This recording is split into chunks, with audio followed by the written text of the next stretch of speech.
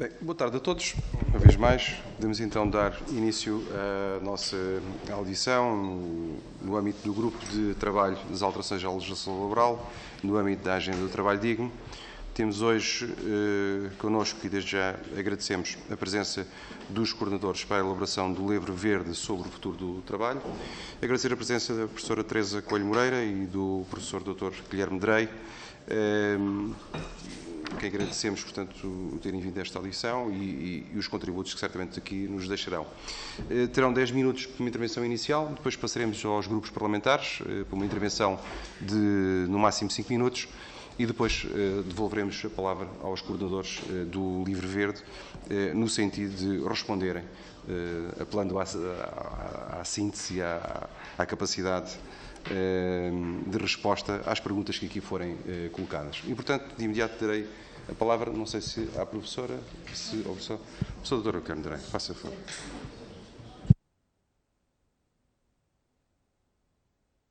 Aqui no verde. Okay. Muito bem, muito obrigado, Sr. Presidente da Comissão de Trabalho, Segurança Social e Inclusão. Bom, pela nossa parte, pela nossa parte é obviamente uma honra e um gosto estar aqui, mais uma vez. Tivemos a propósito do Livro Verde sobre o futuro do trabalho e estamos aqui agora com gosto a propósito desta proposta de lei sobre a agenda do trabalho digno, que incorpora alterações ao Código do Trabalho. Queríamos deixar também aqui uma nota prévia, que é a seguinte: nós fomos coordenadores científicos do Livro Verde sobre o futuro do trabalho, mas não fomos coordenadores científicos desta proposta de lei, portanto a nossa intervenção foi fundamentalmente a propósito do Livro Verde, que tinha como objetivo, obviamente, também apoiar a decisão do decisor político e apoiar a definição de políticas públicas em matéria de alteração da legislação laboral e, consequentemente, há aqui uma relação, eventualmente, entre os dois. A nossa perspectiva é um pouco esta, é tentar dizer se aquilo que resulta do Livro Verde está ou não, em certa medida, globalmente considerado, pelo menos, acolhido aqui nesta proposta de lei. Para esse efeito, só queria recordar 2 ou 3 notas sobre o Livro Verde. O Livro Verde, como se recordam e como está expresso na sua publicitação e publicação, assentava na agenda do trabalho digno. Até havia logo numa frase inicial uma citação da Organização Internacional do Trabalho, segundo a qual o trabalho digno para todos deve ser colocado no centro das políticas para o crescimento e desenvolvimento sustentáveis e inclusivos. E nessa conformidade, aquilo que o Livro Verde sobre o futuro do trabalho fez, genericamente, foi, tendo em conta a realidade social que vivemos, centrada na revolução digital, na massificação da robotização, na automação, no uso de algoritmos e inteligência artificial, no uso de plataformas digitais, no trabalho remoto, foi tentar perceber se e em que medida as políticas públicas podem acomodar da melhor forma possível estas novas tendências, de forma a maximizar as suas vantagens e minimizar as suas desvantagens. O Livro Verde não fala apenas sobre o futuro do trabalho do ponto de vista das suas inovações tecnológicas. No Livro Verde afirmava-se também como objetivo, nomeadamente, tratar do trabalho ou do futuro do trabalho, trabalho à distância, teletrabalho, plataformas digitais, nómadas digitais, inteligência artificial, algoritmos, mas também direito à privacidade, tempo de trabalho e conciliação entre a vida familiar e profissional, direito à desconexão, igualdade e não discriminação e inclusão, proteção social, competências, formação, associativismo sindical, representação coletiva e, bem assim, reforço das entidades públicas com capacidade de fiscalização do ponto de vista das relações laborais. E tínhamos a esse propósito depois um conjunto de sugestões ou de recomendações, como se queira falar, a propósito destes vários temas. E aquilo que genericamente podemos dizer é que, no que diz respeito ao Livro Verde, o trabalho que foi feito consideramos um trabalho bem conseguido, por assim dizer. Em relação aos objetivos que estão expressamente enunciados nesta proposta de lei da Agenda do Trabalho Digno, há aqui pontos de contacto que nos parecem evidentes, o que não significa que esteja tudo rigorosamente nos termos sugeridos, mas nem tinha de estar, porque o Livro Verde não é um livro branco, é apenas um livro verde com um conjunto de orientações genéricas. Mas, olhando para o preâmbulo da proposta de lei, fala-se no combate à precariedade e à segmentação laboral e na promoção da negociação coletiva, fala-se na defesa do emprego dos jovens, na restrição do recurso ao trabalho precário, em requisitos mais robustos para as empresas de trabalho temporário, do ponto de vista das licenças, alvarás, etc. Alarga-se a compensação em caso de cessação de contrato de trabalho de 18 para 24 dias por ano, contrato de trabalho a termo, bem entendido.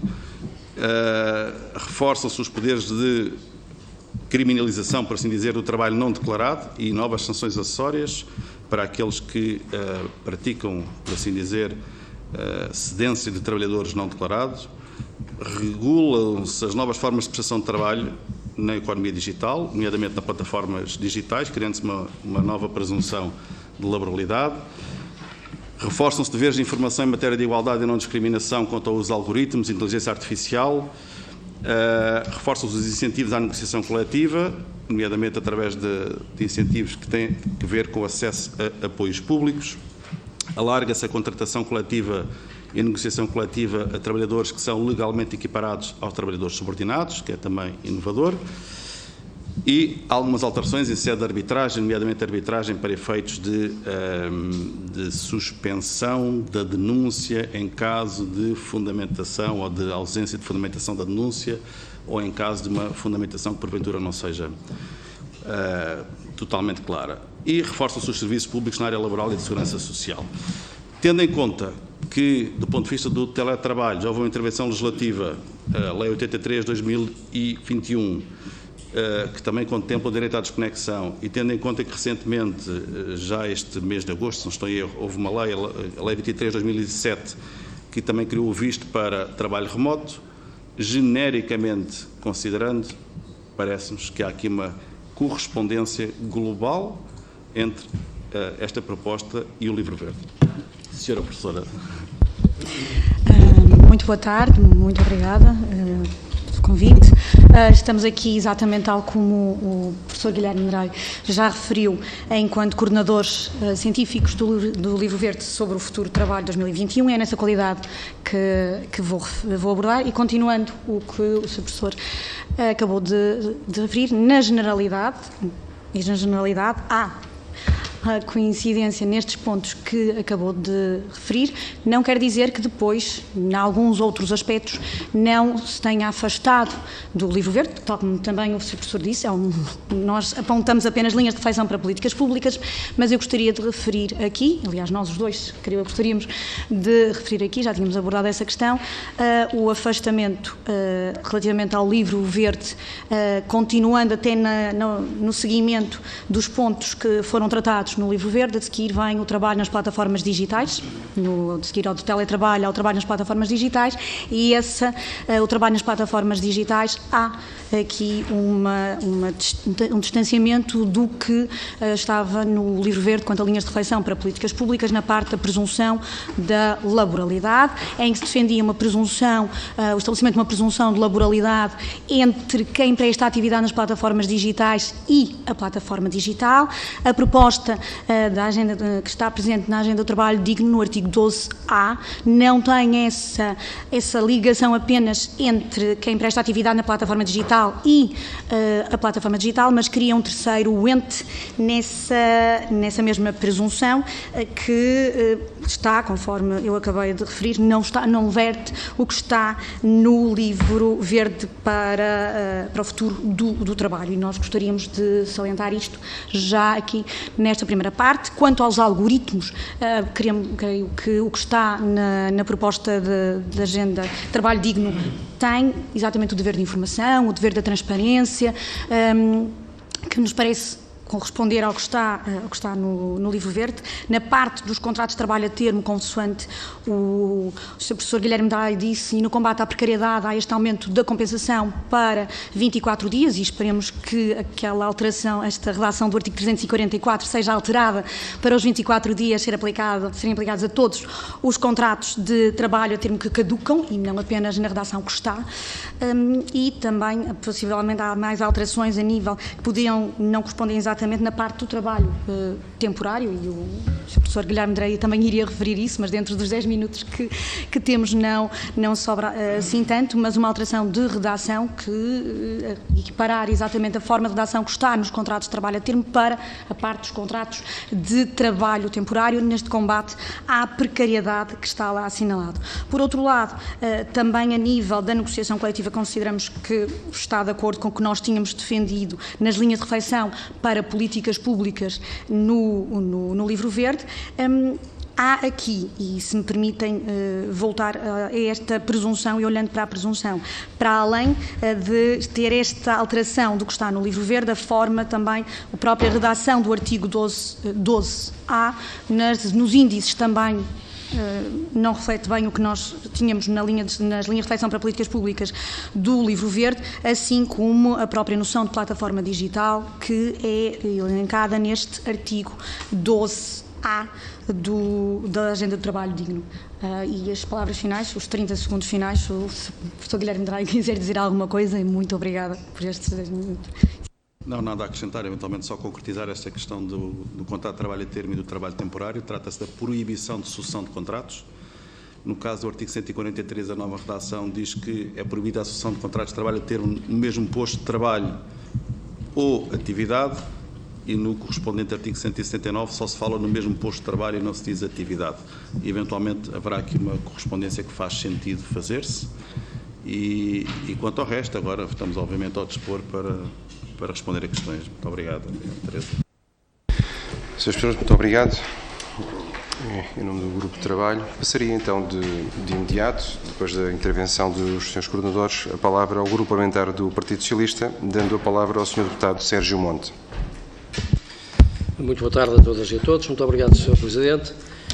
Senhoras e senhores deputados, eu começava por agradecer, em nome do Grupo Parlamentar do Partido Socialista, aos coordenadores científicos do Livro Verde sobre o futuro do trabalho, a professora Teresa Moreira e o professor Dr. Guilherme Drey, e agradecer a disponibilidade para esta reunião e também já a explanação que fizeram sobre o Livro Verde, que, no nosso ponto de vista, é bastante esclarecedora. No entanto, aproveitava também o ensejo para agradecer o excelente trabalho que, na nossa perspectiva, fizeram a elaborar este Livro Verde, e digo até que ele terá atingido todos, se não todos, pelo menos grande parte dos objetivos a que se propunha quando foi criada, quando, enfim, foram convidados para a elaboração deste livro. De facto, faz uma abordagem muito minuciosa àquilo que são as transformações na nossa sociedade, transformações que estão aí todos os dias e que muitas vezes nem damos conta de que estão a ocorrer, sobretudo incidindo sobre a economia digital e também sobre a economia verde. Há uma grande parte do livro dedicada a esta área. Enfim, tentar compreender um pouco as tendências, para onde é que isto nos leva e criar linhas, como já aqui foi dito, de orientação para preparar o país para o futuro do trabalho. Analisar os riscos e oportunidades, porque há aqui sempre virtudes e vicissitudes em processos desta natureza que convém analisar e que os senhores o fizeram e foi de forma excelente no nosso livro. E, nomeadamente, também quanto às novas profissões. Na área da economia verde, haverá profissões que ainda não sabemos no futuro quais serão. Há quem diga que os nossos filhos estão a estudar para profissões que ainda não sabemos exatamente quais são. Abre-se aqui uma perspectiva e uma área interessantíssima. Sobre o teletrabalho e o trabalho à distância, o vosso livro também dedicou grande parte a esta temática. Penso que terá ajudado. Eu não estava na Assembleia na altura, nem sequer pensava vir a estar na altura, mas deve ter ajudado bastante os legisladores e, sobretudo, um grupo de trabalho desta natureza, também naquilo que foi a alteração à lei do teletrabalho. Enfim, a regulamentação do trabalho em plataformas digitais, como foi já dito, e os algoritmos, sobretudo, prevenir a utilização perversa, eu utilizo o termo perversa dos algoritmos. Tem que haver um controle social sobre a utilização dos algoritmos, porque eles são utilizados de uma forma, como eu digo, às vezes não o mais correto possível. E depois também da inteligência artificial, e aqui estamos, pelo menos naquilo que me toca, na infância da arte, o que é que isto poderá representar, vantagens, desvantagens e, sobretudo, o que terá a ver diretamente com aquilo que é o nosso direito à privacidade, que eu acho que deve ser inviolável. Portanto, a pergunta que o Grupo Parlamentar do PS vos queria deixar, de uma forma muito simples, na vossa qualidade de coordenadores científicos, é que se acham que, em termos genéricos, esta proposta segue as recomendações do Livro Verde sobre o Trabalho, presumo daquilo que já ouvi que dirão que sim, genericamente, mas se ao mesmo tempo caminha, de facto, no sentido do reforço da agenda do trabalho digno, que é também defendida pela Organização Internacional do Trabalho. E muito obrigado.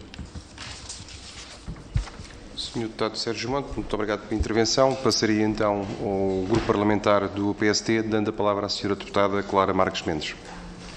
Sr. Deputado. Muito obrigada, Sr. Presidente, e cumprimentar os colegas e um cumprimento muito especial à Sra. Professora Teresa Coelho Moreira e ao Sr. Professor Dr. Guilherme Medrei, dizendo que é de facto um gosto ouvi-los novamente aqui na Assembleia da República. Já tivemos a oportunidade de conversarmos e trocarmos opiniões relativamente àquilo que foi a elaboração do Livro Verde e agora estamos com uma iniciativa em cima da mesa e é precisamente sobre essa iniciativa e também sobre aquilo que foi o vosso trabalho, mas essencialmente enquanto pessoas que conhecem bem estas matérias, especialistas nestas matérias, há aqui alguns aspectos que nos suscitam dúvidas e, portanto, queria deixar assim algumas questões em concreto. Não vou tecer comentários relativamente à forma como este processo começou, porque efetivamente já o dissemos várias vezes, mas temos pena e lamentamos muito que não tenha havido concertação social sobre esta matéria, porque estamos convictos que naturalmente sairia uma solução que fosse mais ao encontro daquilo que é a realidade do nosso país. Todos nós, e o PST também, têm a preocupação do combate à precariedade. Nós podemos ter formas diferentes de lá chegar, mas o combate à precariedade, naturalmente, que é uma prioridade de todos nós. Mas nós não sabemos, de facto, a eficácia desta legislação será atingida no que diz respeito a essa matéria com algumas das normas que aqui são apresentadas. E eu vou começar precisamente sobre a matéria que referiram das plataformas digitais. Já foi referido pelos senhores coordenadores que, de uma forma global, esta alteração legislativa corresponde àquilo que é o que está no Livro Verde, mas não o caso das plataformas digitais. A este respeito, sabemos qual é a posição que estava inserida no Livro Verde relativamente às plataformas, sabemos a solução que foi adotada pelo Governo. O que nós gostaríamos de perceber é como é que veem esta solução que foi adotada pelo Governo, que tipo de problemas pode gerar na sua eficácia e na sua aplicação. Isso seria um contributo muito importante que nos dariam com essa resposta. Tanto mais até que nós percebemos que a Diretiva Europeia que está em construção sobre esta matéria vai ao encontro daquilo que está no Livro Verde e não propriamente ao encontro daquilo que está aqui na proposta que nos é apresentada. Depois, eu gostaria também, e era muito importante para nós percebermos o que pensam relativamente às novas competências da ACT, designadamente à possibilidade da ACT poder enviar para o Ministério Público sempre que entenda, enviar comunicação ao Ministério Público sempre que entenda que há a que esteja em causa ilicitude do despedimento. Desde já avançar que há matérias que nos parecem que vai obrigar a que a ACT faça uma valoração que atualmente é da exclusiva responsabilidade dos tribunais e, portanto, parece-nos que há aqui competências que são atribuídas e que não vão ao encontro daquilo que são os princípios basilares do direito.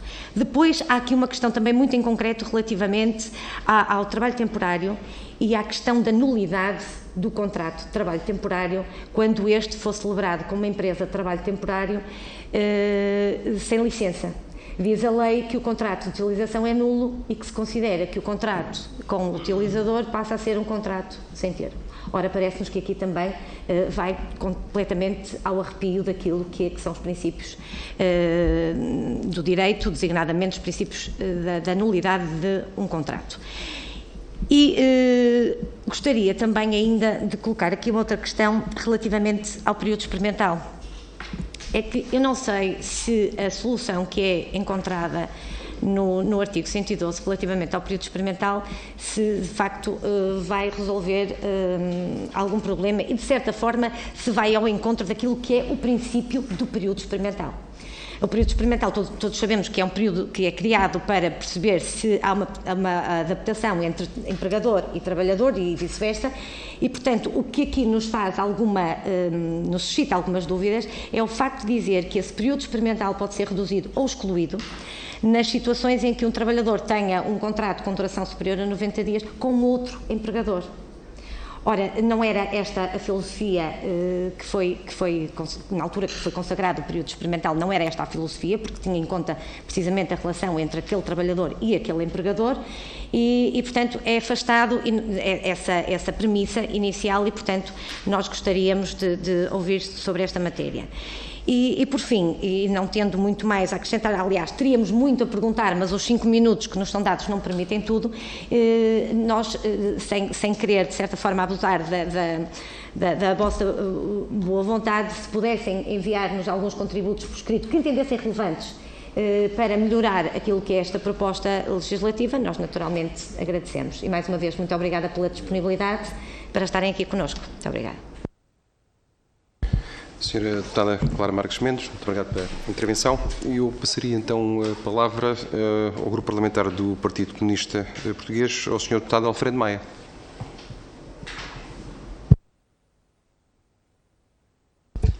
Muito boa tarde. Obrigado, Sr. Deputado Coordenador, Srs. Deputados, Srs.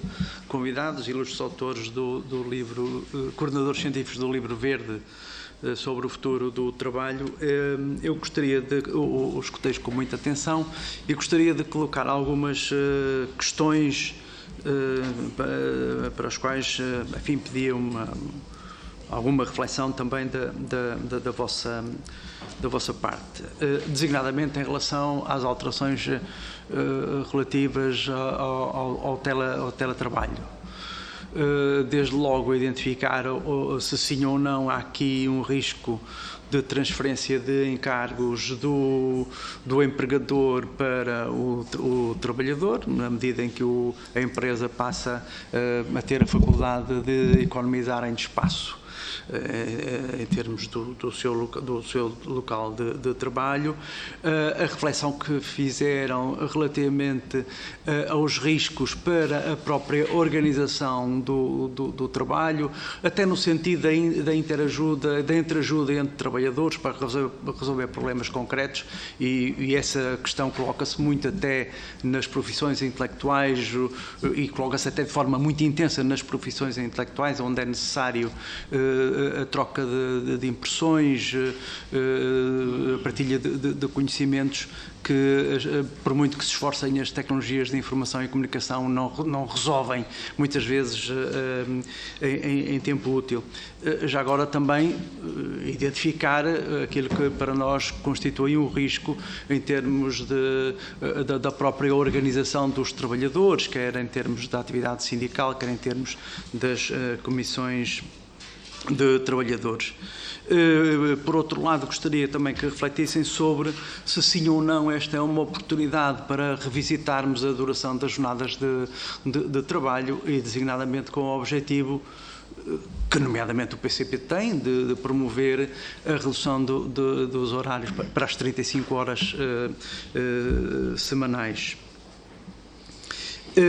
Por outro lado, a oportunidade que este processo proporciona, e nós entendemos que deve proporcionar, de revisão da própria noção geral de precariedade nas relações de trabalho, não apenas quanto à natureza do vínculo e à sua duração e requisitos justificativos do recurso às várias formas de precariedade, mas gostaria de propor-vos uma reflexão sobre as outras dimensões da precariedade, que passam designadamente pela existência de um conjunto de retribuições acessórias e que nós sabemos, na prática, são manifestamente, falsamente acessórias e que constituem, de facto, a retribuição efetiva, isto é, a retribuição efetivamente percebida pelo trabalhador.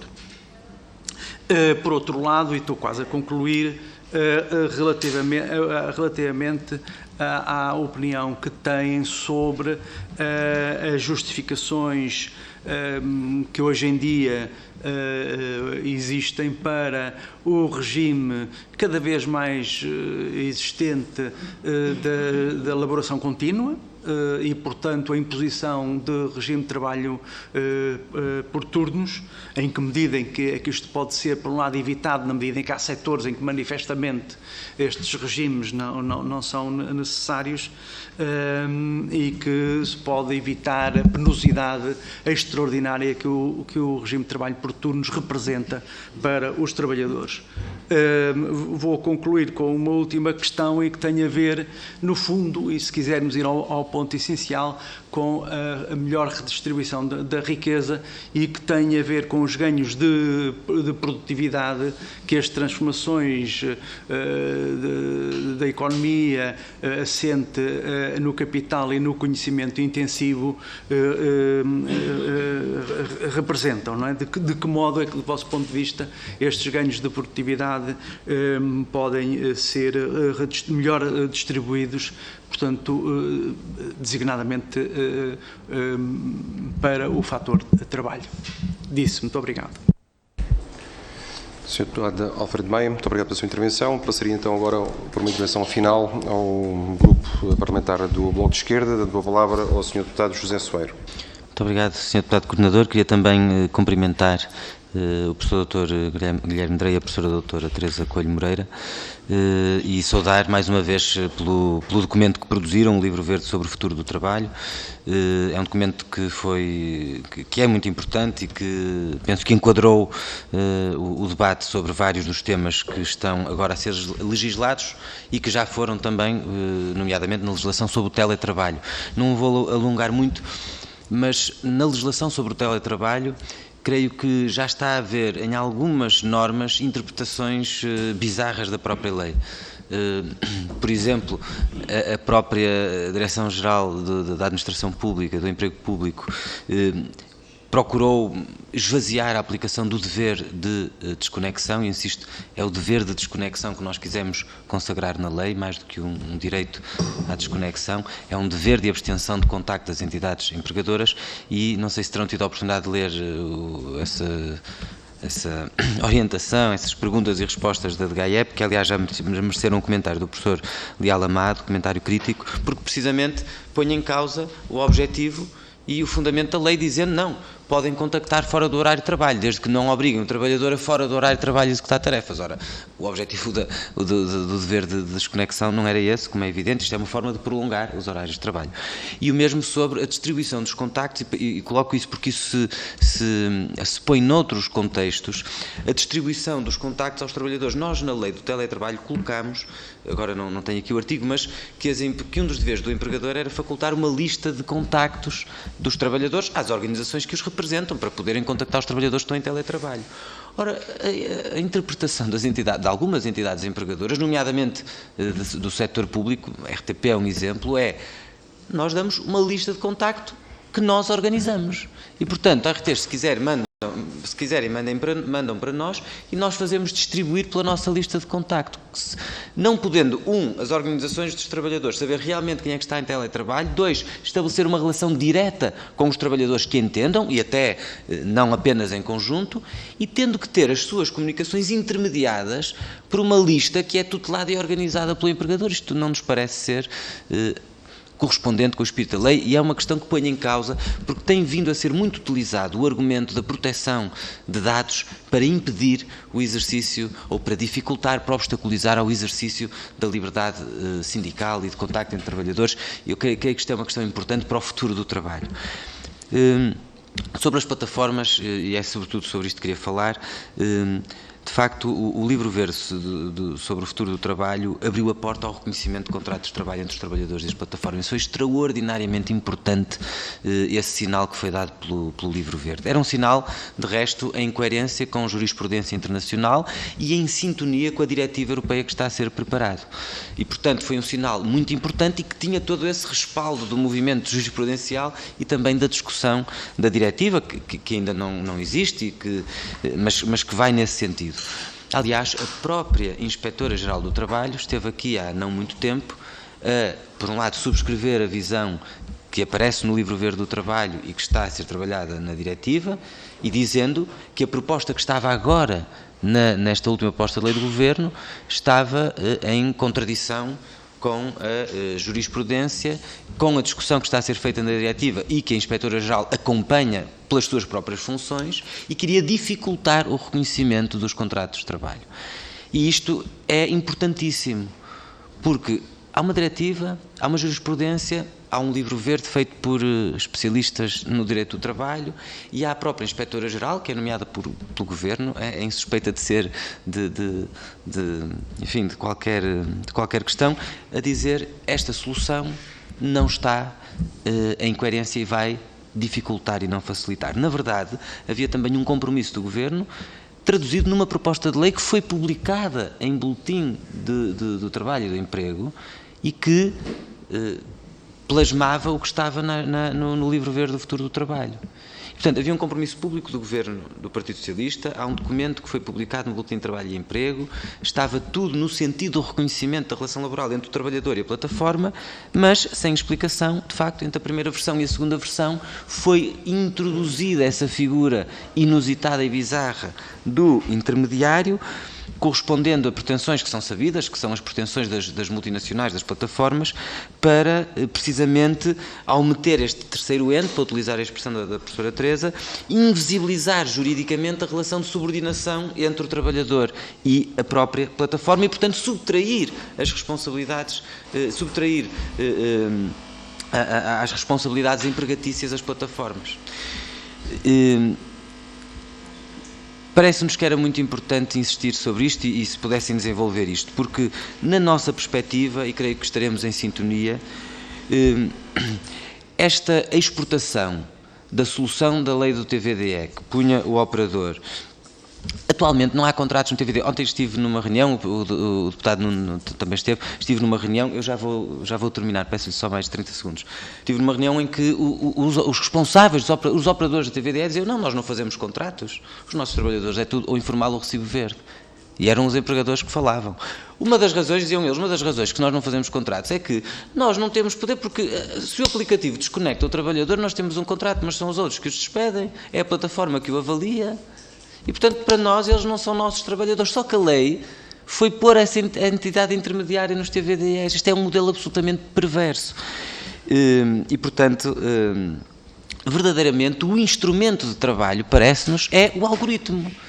Esse é o instrumento de trabalho que não pode ser dispensável numa relação de trabalho mediada pela plataforma, e esse é da plataforma, ela que monitoriza, que controla, que avalia, que exerce esse poder de direção. E, portanto, a pergunta era se não vos parece que realmente esta formulação vai pôr em causa o próprio reconhecimento de laboralidade que se pretendia, se não vos parece que isto é uma forma de desresponsabilizar completamente as plataformas, se não vos parece que está em contradição com a diretiva europeia, além da própria redação ser às vezes obtusa, mal amanhada.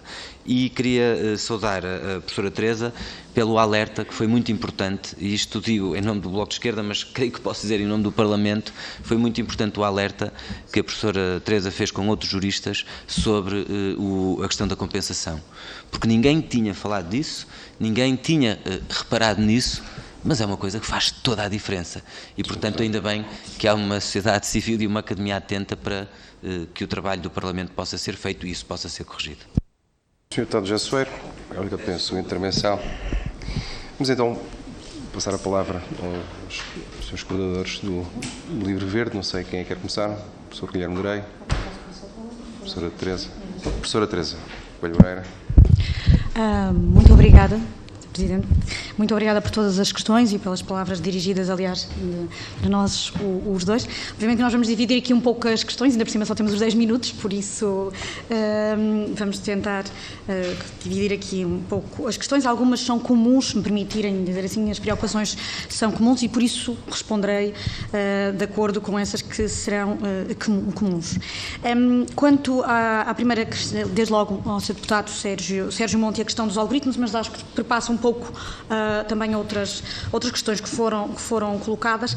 Sem dúvida, os algoritmos trazem bastantes questões. Nós alertamos para isso no livro verde sobre o futuro do trabalho, a utilização da inteligência artificial, não apenas dos algoritmos, mas algo mais amplo, que é a inteligência artificial, não apenas para as plataformas digitais, para todas as formas de prestar trabalho. A gestão algorítmica tem aumentado imenso e ainda mais com a pandemia, e daí a necessidade de existir uma regulamentação sobre esta matéria e, de certa forma, consideramos que o que nós temos e que produzimos no livro verde como linhas de reflexão para políticas públicas, de incentivar a regulamentação do algoritmo, incentivar sobretudo a transparência do algoritmo, a parte do dever de informação, a parte do incentivo também à contratação coletiva a abordar esta questão. Entendemos, acho que posso dizer nós dois, e foi a questão que colocou, em termos genéricos, a Agenda do Trabalho Digno reflete isso, quer no artigo 3º, ao acrescentar no número 3 uma nova linha, a proibir que a negociação coletiva, os instrumentos de regulamentação coletiva de trabalho apenas só possam ter em sentido mais favorável ao trabalhador, o artigo 24, a propósito da igualdade e não discriminação, porque é um dos problemas dos algoritmos, depois o artigo 106, a propósito do dever de informação, e o 424 para as comissões de trabalhadores. Por isso, acho que essa parte reflete. Quanto ao combate à precariedade e às plataformas digitais, que foi comum às várias intervenções, desde logo queria aqui sublinhar a proposta que está agora na Agenda do Trabalho Digno, no artigo 12A, não reflete o que está no livro verde. Nas linhas de reflexão do livro verde, o que estava lá era a presunção de laboralidade, e repito, entre quem presta atividade na plataforma digital e a plataforma digital, ou a denominação, quero dizer, de operador de plataforma digital, que no fundo é essa a utilização, mas é a plataforma digital, ou seja, estes dois entes, sem qualquer terceiro ente. Isto também é o que está na proposta diretiva. A proposta diretiva, obviamente, está a sofrer várias alterações, discussões, mas não há esta alteração a nível de dois entes. Se nós formos ver de todos os casos que foram julgados, já imensos casos, só na União Europeia, cerca de 220 casos já foram julgados, e nas empresas, se nós formos ver, sobretudo nas empresas de transporte e nas empresas de entrega de comida, porque há outro tipo de plataformas, mas nestas, a maior parte destas decisões foram no sentido de considerar como contrato de trabalho, atendendo a vários índices, e em contrato de trabalho com a plataforma digital. Não há esta figura de um terceiro ente em nenhuma destas decisões, e acho que é importante salientar isto, e o que está também na proposta diretiva, e que é o que nós também colocamos no livro verde, sobre o futuro do trabalho, e respondendo à Sra. Deputada Clara Marques Mendes a dizer exatamente o que é que, em termos práticos, isto pode significar. O que pode significar é exatamente tirar a possibilidade de existir um contrato de trabalho direto com a plataforma digital, ou seja, tem-se este ente, como se denomina, pessoa singular ou coletiva beneficiária que nela opera. O que pode acontecer é o que já temos na lei da TVDE, em que, pelo menos na lei da TVDE, é obrigatória a criação de uma entidade, não uma pessoa singular, mas uma pessoa coletiva, para poder negociar com a plataforma. E o que nós assistimos, comparando com outros ordenamentos jurídicos, não tem de forma alguma esta terceira entidade, foi que algumas empresas, perante algumas plataformas digitais, quando foram condenadas, acabaram por tentar encontrar algum mecanismo, mas foi a criação de um terceiro ente, que são empresas sem qualquer viabilidade económica, empresas que, se forem acionadas, não têm, ou empresas, se me permitem a expressão, fantasma, e este é um dos grandes perigos, porque colocou-nos a questão de saber o que é que pode acontecer. Não vai, e repito, queria sublinhar, não está de acordo com a diretiva, não está de acordo com o livro verde, e mesmo com toda a jurisprudência que existe a nível internacional. Todos os continentes já tiveram jurisprudência sobre esta matéria, e só na União Europeia, repito, cerca de 220 casos até junho deste ano, e nunca se falou de um terceiro ente, e acho isso importante, e queria salientar esta questão.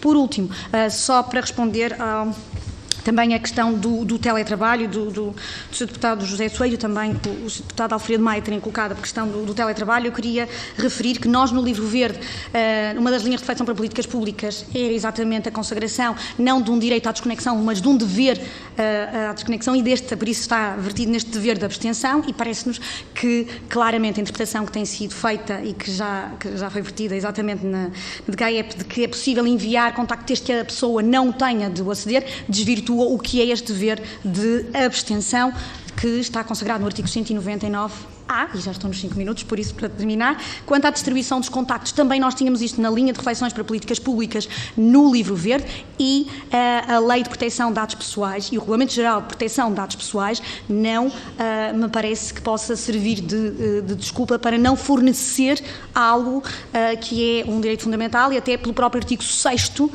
agora peço desculpa, mas não consigo elencar qual dos números e das alíneas, mas do artigo 6º do RGPD, que tem lá um número específico para justificar esta possibilidade. E passo de imediato a palavra para o meu colega dentro dos 5 minutos que nos são concedidos agora. Eu também vou tentar só, eventualmente, complementar naquilo que não foi... peço desculpa.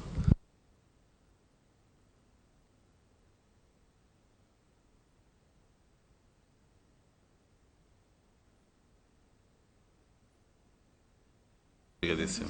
Então, eventualmente, a professora Teresa Coelho Moreira depois complementará e acrescentará mais alguma coisa. Eu vou também tentar seguir aqui a linha sequencial das perguntas que foram colocadas. Em primeiro lugar, pelo Sr. Deputado Sérgio Monte, sobre se a proposta genericamente considerada segue o Livro Verde ou não. Eu creio até que já tinha, na introdução inicial, já tinha dito que sim, portanto, creio que sim. Quanto à precariedade, também há aqui outros tópicos novos, quanto ao trabalho com estudante, aumento do prazo para efeitos de denúncia do período experimental, reforço dos direitos do trabalhador intermitente, as regras a que já fiz referência de proibição de sucessão de contratos de trabalho a termo, novos limites, proibição do recurso à terceirização, em alguns casos, sim, na medida em que se tratar do recurso imediatamente após um despedimento coletivo. Muito importante, a eficácia abrangente das convenções coletivas de trabalho a trabalhadores legalmente dependentes, economicamente dependentes, mesmo não sendo trabalhadores subordinados, que passam a poder estar representados por associações sindicais. Isso era um ponto que era também sublinhado no Livro Verde, a necessidade de se atender a outras realidades laborais que não apenas centradas na subordinação jurídica, mas também atender àqueles que estão ainda mais desfavorecidos do que o trabalhador subordinado, e também há aqui uma resposta nesse sentido. E, consequentemente, diríamos que, como já foi aqui dito também do ponto de vista dos algoritmos e inteligência artificial, essa questão foi transversalmente acolhida nesta proposta de lei, portanto, parece-nos que sim, que genericamente, o que não significa, não possa haver, nomeadamente no caso do 12A, aperfeiçoamentos a fazer, mas genericamente sim. Sra. Deputada Clara Marques Mendes, concordo que o combate à precariedade pode fazer-se por diferentes vias, por diferentes caminhos. Aquilo que importa, penso eu, é garantir, na medida do possível, a estabilidade laboral. E quanto às questões que colocou, em particular, da plataforma digital, eu creio que já foi totalmente respondida pela minha colega. Quanto às questões relativas ao trabalho, ao período experimental dos trabalhadores à procura do primeiro emprego, eu percebo a questão que coloca, porque o contrato de trabalho é feito com outra entidade que não o empregador, mas a verdade é que isto é um regime excepcional, ou seja, para o trabalhador à procura do primeiro emprego criou-se um regime de 180 dias de período experimental, quando poderia ser eventualmente até de 90 dias, atendendo ao tipo de função que vai desempenhar. Logo, se é um regime excepcional, penso que se justifica também uma tentativa de proteger de forma acrescida quem está à procura do primeiro emprego, justificar que se ele já trabalha, então já tem experiência, não se justifica um período experimental tão alargado como aquele dos 180 dias. Claro. Sim. Sei. Mas eu acho que é a explicação que se pode dar. Depois, creio que, quanto ao envio dos contributos por escrito, penso que sim, estaremos disponíveis para o fazer com todo o gosto. Quanto ao Sr. Deputado Alfredo Maia, do Partido Comunista Português, compreendo as questões que colocou a propósito do teletrabalho, da duração da jornada de trabalho, da precariedade, sendo certo que algumas delas não estão, enfim, plasmadas nesta proposta de lei que está aqui hoje a ser objeto de discussão, resultam da lei que alterou o Código de Trabalho e que contém normas sobre o teletrabalho. Enfim, sobre os riscos de encargos, transferência de despesas do empregador para o trabalhador. Acho que a lei procurou limitar essa possibilidade, dizendo que se houver custos acrescidos por parte do trabalhador, estes deverão ser custeados por parte da empresa. O contacto entre as associações sindicais e os trabalhadores pode ser feito mesmo que estejam em regime de teletrabalho, mas compreendo também, aproveitando para fazer a ponto as questões que foram colocadas pelo deputado José Junqueiro, mas a lei determina que as associações sindicais podem até utilizar as tecnologias de informação e comunicação para contactar com os teletrabalhadores. Isso de resto já constava do Framework Agreement on Telework, que foi a origem a nível da União Europeia do regime do teletrabalho. A questão das 35 horas semanais é uma questão de ordem política ou económica e, portanto, não vou pronunciar, até porque isso não está em cima da mesa. O mesmo a propósito das retribuições acessórias, creio que é uma questão mais abrangente que pode merecer outro tipo de reflexão, mas não aqui nesta sede. E quanto à elaboração contínua, eu penso que tem que ser naturalmente ponderada e medida com parcimónia e só quando é estritamente necessário é que deverá haver elaboração contínua. Estou em crer também que esta proposta de lei, tanto quanto me recordo, fez uma alteração e exige uma fundamentação para esse efeito, para que não haja uma penosidade excessiva. A questão da redistribuição da riqueza e dos ganhos de produtividade serem melhor redistribuídos, percebo. Aquilo que me parece é que esta proposta pode dar um passo nesse sentido ao nível da negociação coletiva, ou seja, a redistribuição de rendimentos e, nomeadamente, as negociações em sede salarial têm um fórum próprio, que é a negociação coletiva. E esta proposta de lei avança no sentido da dinamização da negociação coletiva, criando, nomeadamente, incentivos que beneficiam empresas que têm negociações coletivas mais recentes ou que foram revistas mais recentemente, criando a possibilidade de haver negociação coletiva para trabalhadores legalmente equiparados, como já fiz referência, e não apenas trabalhadores subordinados, abrindo a possibilidade de os sindicatos passarem a defender os interesses dessa mesma categoria de trabalhadores e não apenas os trabalhadores subordinados, e dizendo até que em caso de outsourcing e terceirização, o prestador de serviço trabalhar mais de 60 dias num determinado beneficiário da sua atividade pode beneficiar, se mais favorável, das condições que eventualmente resultem de uma convenção coletiva de trabalho. E, portanto, eu acho que essa é a via de negociação entre sindicatos e empresas para efeitos de melhor redistribuição dos tais ganhos de produtividade. Quanto ao deputado José Soeiro, acho que já foi aqui genericamente tudo respondido pela Teresa Coelho Moreira, pela minha colega. Quanto ao teletrabalho, percebo a questão que colocou. De facto, toda a linha, desde o Framework Agreement on Telework, passando pelo Código de Trabalho de 2003, 2009 e por esta alteração, é no sentido de os trabalhadores que estão em regime de teletrabalho não ficarem isolados e poderem ser contactados, nomeadamente por outros colegas e pelas estruturas representativas de trabalhadores, e, portanto, tem que se encontrar aqui um justo equilíbrio entre esse, que é o desiderato principal do legislador, e as preocupações do RGPD, de forma a que essa intenção seja realmente assegurada.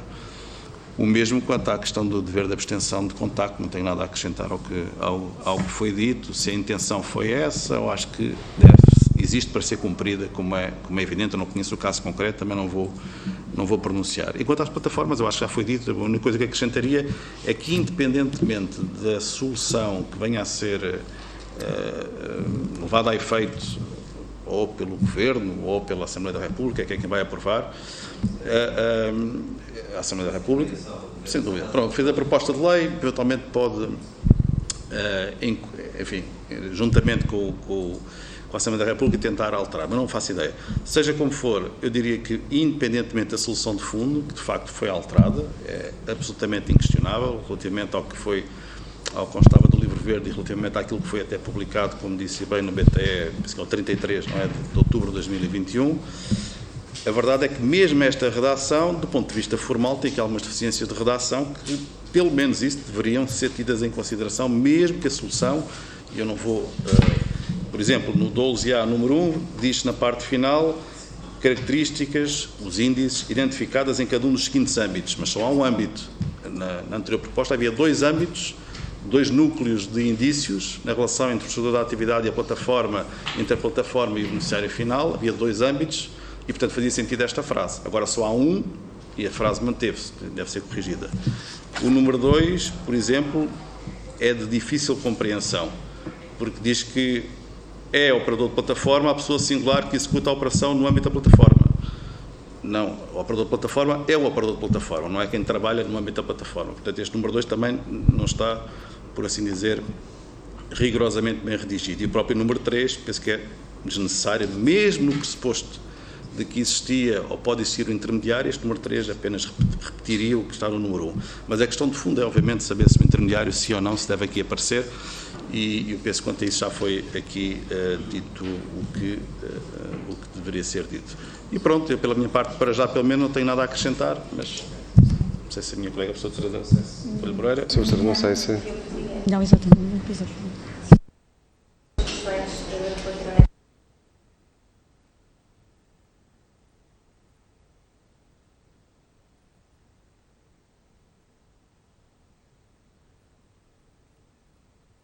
Não, eu creio que sim, tem que ver com, no fundo, eu estou a especular, não é? Mas aquilo que foi ensaiado foi uma solução similar à solução que existe para os falsos recibos verdes, não é?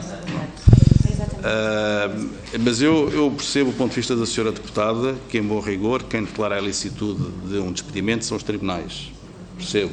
Mas eu penso que por esta via, não estou totalmente seguro agora quanto à redação, apesar de a ACT poder ter esta iniciativa e remeter para o Ministério Público, depois, em última instância, serão os tribunais a decidir sobre se há ou não há despedimento. Podemos, eventualmente, criticar, dizendo, bom, mas este movimento aqui de intermediação não faz sentido, porque a solução que existe atualmente no sistema jurídico já é uma solução que permite até uma proveniência cautelar de suspensão do despedimento, porque pôr a ACT a cumprir este papel? Percebo a pergunta. Não tenho uma resposta totalmente clara, porque acho que são duas vias para atingir o mesmo objetivo e, porventura, a via que já existe no ordenamento jurídico também é por si só eficaz, mas pronto, é isto.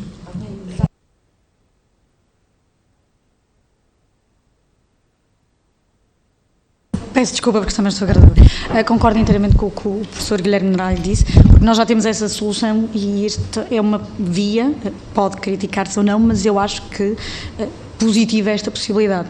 Sinceramente, na minha opinião, acho que é positiva esta possibilidade da ACT poder fazer isto. Sou tão alinhado com esta posição, atenção, mas isto é próprio, porque, enfim, sou sempre muito apologista de que, na exata medida em que seja possível, é melhor deixar aos tribunais decidir aquilo que deve ser decidido, o que não significa que, neste caso, em última instância, repito, os tribunais não sejam chamados a pronunciar-se, mas na relação entre o Estado e os cidadãos, entre o Estado e pessoas particulares, eu acho que é melhor não ensaiarmos uma grande, ingerência da administração pública e, portanto, eu estava confortável com a solução que existe atualmente, mas não quer dizer que esta esteja errada. Ok. Sra. Professora Teresa Coelho Moreira, Sr. Professor Guilherme Neralho, muito obrigado pelos vossos contributos. Depois, se assim o entenderem, fazerem chegar também contributos ao grupo de trabalho. Nós agradecemos. Srs. Deputados, damos por terminada a reunião. Recordo que temos amanhã a reunião às 9, a audição, portanto, a audição às 9 horas. Já sei que o Sr. Deputado não poderá estar presente.